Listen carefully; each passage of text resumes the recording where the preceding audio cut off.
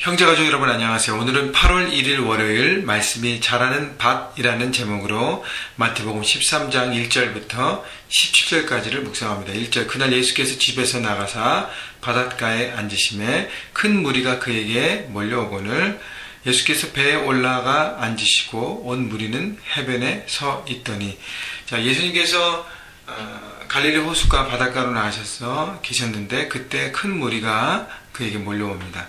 자, 그래서 예수님께서 놀라운 지혜를 내시는 거예요. 왜냐하면 큰 무리를 갈릴리 호숫가에서 가르치시기 위해서는 유일한 방법은 예수님께서 배에 올라가셔서 배에 계시고 그 다음에 무리들을 해변가에 이렇게 서 있게 하는 것이죠. 그리고 예수님께서 거기서 티칭을 하십니다. 그래서요, 큰 무리에게 말씀 전하시는 예수님의 방법과 지혜를 저는 오늘 또 생각해 봤습니다. 여러분, 어떤 일이 있을 때 여러분 큰 무리가 와서 어떻게 이 많은 무리에게 어떻게 할 것인가, 가르칠 것인가를 두려움을 갖기 전에 어떻게 하나님의 지혜로 이 모든 문제를 풀어갈 것인가. 여러분, 우리가 살아가면서 여러 가지 문제를 당하고 여러 가지 이제 상황들이 오지만 그것이 안 된다고 생각하면 아무것도 할 수 없습니다. 그런데 된다고 생각하고 할 수 있다고 생각하면 문제를 풀어갈 수 있는 것이죠. 큰 무리를 통해서 곤란을 겪을 수도 있지만 예수님께서 지혜를 내셔서 하나님의 방법으로 또 그것을 이용하셔서 많은 것들을 가르치시는 것. 여러분 그 삶의 지혜를 예수님을 통해서 배우시기를 주님의 이름으로 축원합니다. 3절 예수께서 비유로 여러 가지를 그들에게 말씀하여 이르시되 씨를 뿌리는 자가 뿌리러 나가서 뿌릴새 덜어는 길가에 떨어지매 새들이 와서 먹어버렸고 덜어는 흙이 얇은 돌밭에 떨어지며 흙이 깊지 아니하므로 곧 싹이 나오나 해가 돋은 후에 타서 뿌리가 없으므로 말랐고 덜어는 가시떨기 위에 떨어지며 가시가 자라서 기운을 막았고 8절 덜어는 좋은 땅에 떨어짐에 어떤 것은 100배 어떤 것은 60배 어떤 것은 30배의 결실을 하였느니라. 9절 귀 있는 자는 들으라 하시니라. 예수님께서 씨 뿌리는 자의 비유를 말씀하십니다. 씨를 뿌렸는데 각각 다른 네 가지 밭에 뿌리는 것이죠. 그런데 씨는 똑같아요.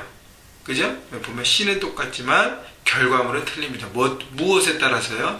어떤 밭을 갖고 있느냐에 따라서 틀린다는 것이죠. 과연 나는 말씀이라는 씨가 매일매일 묵상을 통해서 매주일 예배를 통해서 말씀이라는 말씀의 씨가 내 삶 가운데 뿌려지는데 과연 나는 내 삶에 열매가 있는가 없는가 살펴보라는 것입니다.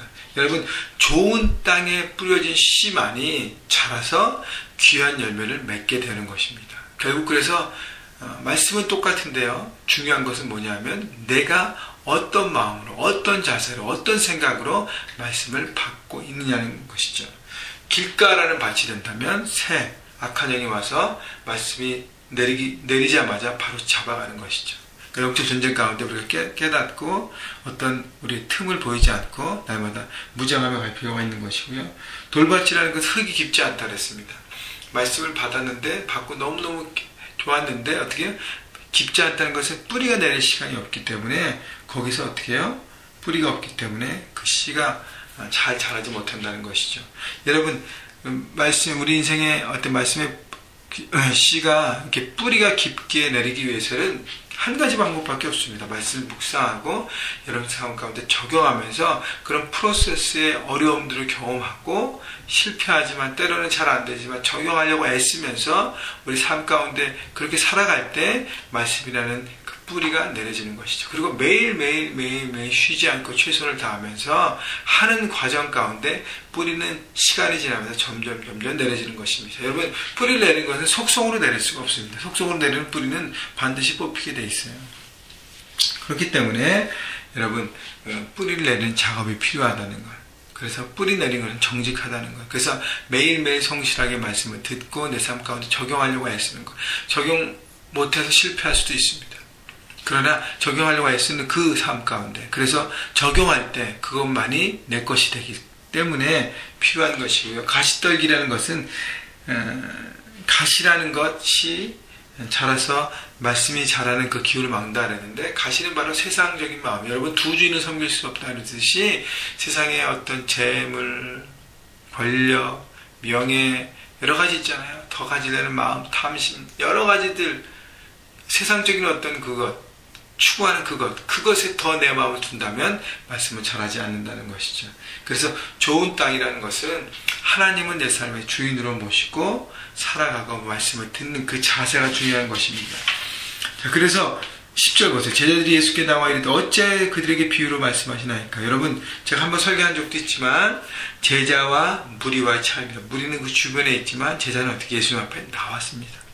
예수님 앞에 가까이 있고요. 예수님 앞에 대화를 추구하는 사람입니다. 여러분, 우리가 매일매일 말씀을 묵상하면서 클릭큐티하면서 하나님 앞에 그 말씀을 깨달을 때마다 하나님 앞에 구하십시오. 또 물어보십시오. 잘 이해가 안 될 때, 삶 가운데 어려움이 있을 때 하나님 앞에 구하십시오. 그러면서 주님과 더 가까이 있는 사람이 바로 제자로서 살아가는 사람인 것입니다. 11절 대답하여 이르시되 천국의 비밀을 아는 것이 너에게는 허락되었으니 쓰나 그들에게는 아니 되었나니. 자, 이 얘기는 뭐냐면 제자들은 예수님을 그들의 삶의 주인으로 모신 사람들이고 무리는 아직 아니라는 것이죠. 무리는 아직 세상 가운데 있는 사람들이라는 것이에요. 그래서 있는 자는 받아도 넉넉하게 되되 없는 자는 그에 있는 것도 빼앗기다. 약간 역설적인 표현인데 하나님을 내 삶의 주인으로 모시고 사는 사람은 말씀을 듣고 그 삶 가운데 많은 열매들이 맺어지면서 더 풍성하게 되는 것이고, 세상 가운데 세상의 기준으로 세상 나라의 방법대로 살아가는 사람은 말씀을 아무리 받아도요 오히려 그것이 그들 삶 가운데 아무런 도움이 안 되고 오히려 계속적으로 그렇게 살아가면서 어떻게 해요? 죽어가는 멸망하는 삶을 산다고 말씀하시는 것입니다. 그래서 13절 그러므로 내가 그들에게 비유로 말하는 것은 그들이 보아도 보지 못하며 들어도 듣지 못하며 깨닫지 못함이니라. 중요한 것은요, 말씀을 귀로 듣고 눈으로만 보는 것이 아니라는 거예요. 결국 마음 중심에서 마음을 여는가가 중요하죠. 그래서 가장 중요한 것은 정말 하나님 말씀이 내 삶의 진리인 것을 내가 받아들이는 마음의 자세. 그러기 위해서 어떻게 해요? 예수님을 내 삶의 주인으로 모시고 그 말씀을 들어야 하는 것입니다. 무엇이든지 내가 듣겠습니다. 그 14절 15절 보세요. 이사야의 예언이 그들에게 이루어졌으니 일렀을 때 너희가 듣기는 들어도 깨닫지 못할 것이요 보기는 보아도 알지 못하리라. 이 백성들의 마음이 완악하여져서 그 귀는 듣기에 둔하고 눈은 감았으니 이는 눈으로 보고 귀로 듣고 마음으로 깨달아 돌이켜 내게 고침을 받을까 두려움이라 하였느니라. 약간 역설적으로 또 여기도 표현되어 있는데요. 그들이 변화돼서 고침받을까 말씀을 듣고 두려움이라는 것인데 결국 그 얘기는 뭐냐면 마음이 완악해져서 harden하시라 하죠. 그 마음이 어떻게 해요? 자기 것을 꽉 붙잡고 있어서 말씀이 들어와도 아무런 역사가 없다는 것이죠. 그냥 마음을 오픈하지 않았기 때문에, 듣지 않기 때문에.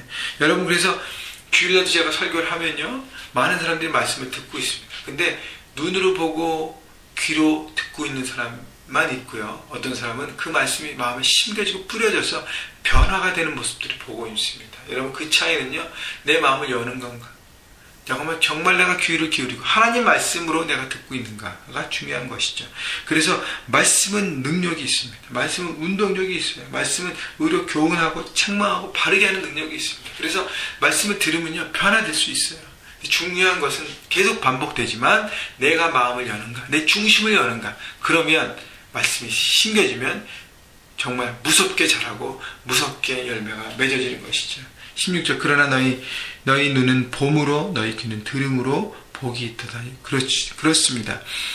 마음으로 듣고 마음으로 보는 자, 말씀을 받는 자가 복이 있다는 것이죠.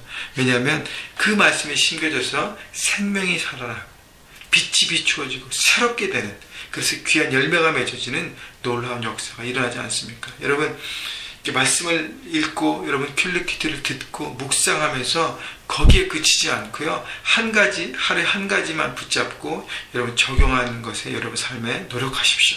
적용을 하는 것만이 여러분 삶 가운데 열매가 맺어지는 것입니다. 여러분, 우리가 어떤 열매, 무슨 열매를 맺느냐에 따라서 우리의 삶이 결정되는 것이에요.